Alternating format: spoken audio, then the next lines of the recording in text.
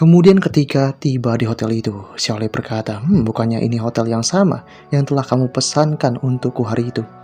Apakah ini sama seperti terakhir kali nanti? Shen Yuan mengatakan, urusi sendiri urusanmu. Kenapa banyak tanya, kami akan naik.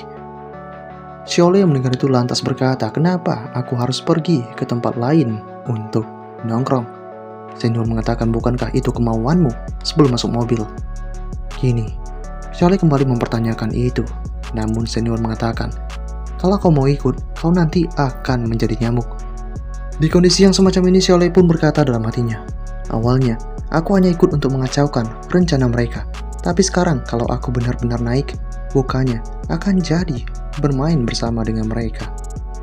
Kemudian Shen Yuan mengatakan, kalau kau ingin beristirahat, aku bisa memesankanmu tiket lain. Kita masih bisa makan bersama malam ini.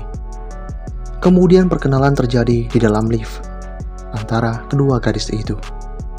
Jing Han pun cukup memuji Xiaolei karena terkenal di sekolahan sebab sering melakukan cosplay.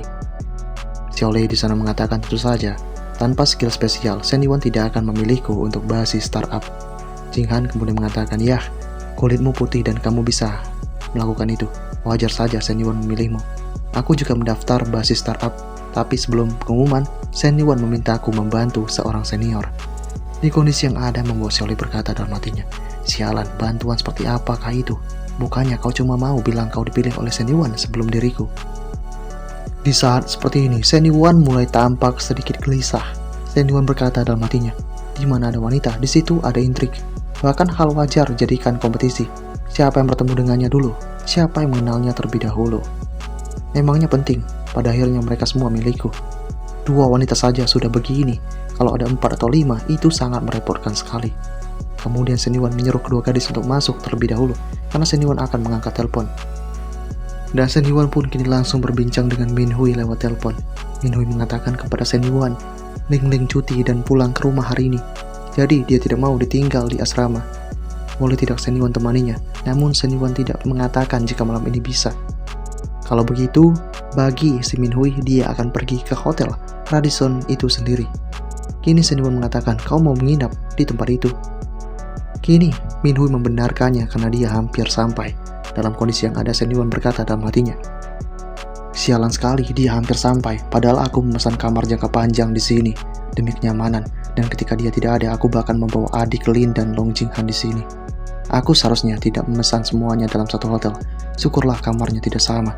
Kelihatannya malam ini ditakdirkan untuk jadi luar biasa. Kemudian Shen Yuan memikirkan rencana secepat cahaya dan mengatakan, pergilah ke suite dan tunggulah aku dulu. Aku akan mengurusi sesuatu di sini dan menemuimu nanti. Min Hui pun mengerti akan hal itu dan Shen Yuan akan memberikan hadiah kecil untuk Min Hui nantinya yang akan dikabari ketika waktunya tiba. Kemudian kembali kedua gadis itu. Xiaolei menanyakan kepada si Jing Han, apakah kau tahu siapa yang Shen Yuan ajak bicara saat ini? Jing Han mengatakan jika dia tidak tahu pasti. Kini Xiaolei mengatakan, kalau begitu, apakah kau sudah sering tidur dengan Shen Yuan itu? Jing Han pun kini terkejut mendengarnya dan Xiaolei kembali mengatakan, tidak ada maksud lain. Aku hanya ingin tahu kenapa sikapnya padamu dan padaku itu sangat berbeda.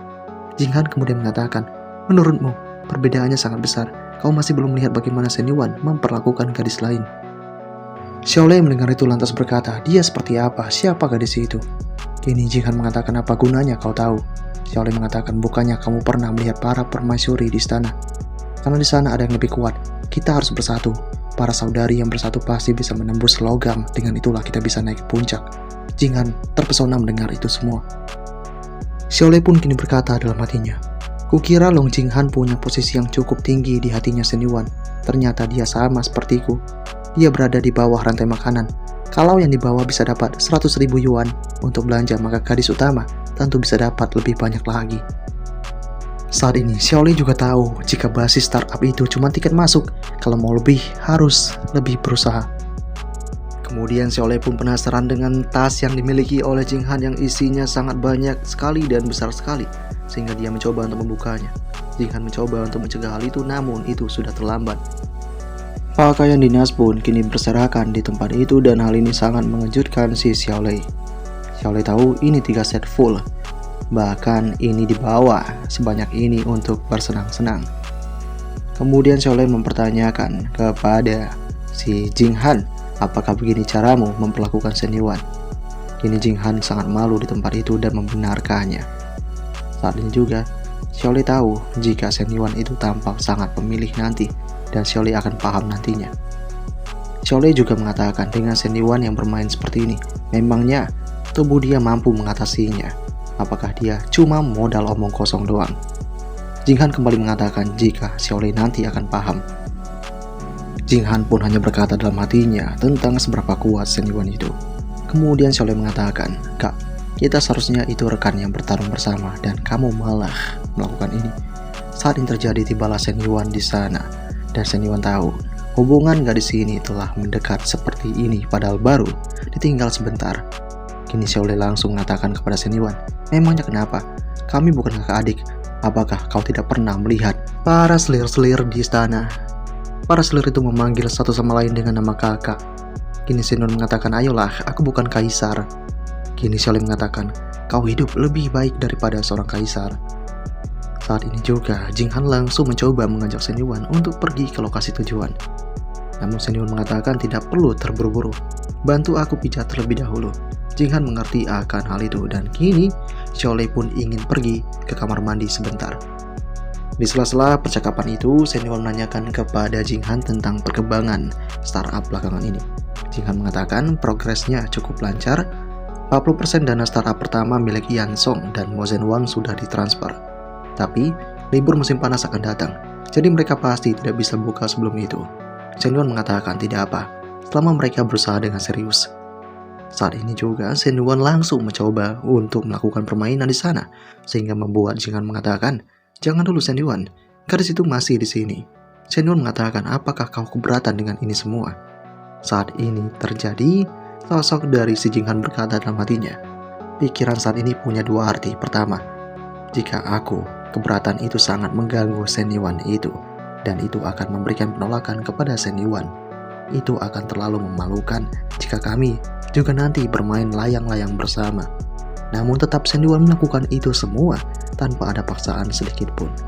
Ketika mereka bermain seperti itu, tanpa diduga Xiaolei pun tiba di sana dan terkejut melihat ini semua. Xiaolei pun lantas berkata dalam hatinya, "Bahkan masih belum malam, tidak sabaran sekali dan aku masih ada di sini. Mereka benar-benar menganggapku tidak ada." Di saat seperti ini, Xiaolei duduk di sana dan berkata lagi dalam hatinya, "Lagi pula, kita sama-sama di bawah. Kenapa aku harus menghindari ini semua?" Kemudian Shen Yuan mengatakan kepada Xiaolei, "Bukannya aku sudah memesankanmu kamar, kenapa kau masih ada di tempat ini?" Xiaolei mengatakan, "Memangnya kenapa? Pemandangan di sini lebih bagus. Aku mau duduk di sini." Shen Yuan kini berkata dalam hatinya, sifat keras kepala mulai muncul. Menarik ikannya sudah memakan umpan. Saatnya untuk dorongan terakhir.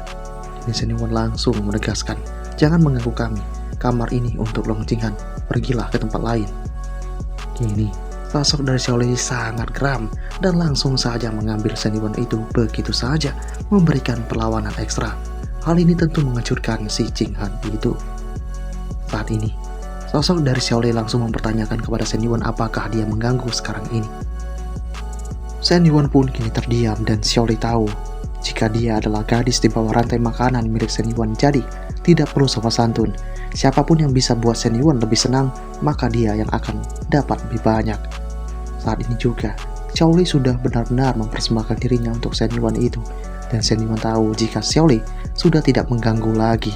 Di kondisi yang ada membuat Jing Han berkata dalam hatinya, "Padahal tadi hanya permulaan, tapi bisa sampai sejauh ini. Kalau dia bisa seperti ini bersama Shen Yuan, lalu bagaimana denganku?" Dan sepertinya Jing Han menolak ini semua. Dia menolak untuk kalah. Dia akan bertarung bersama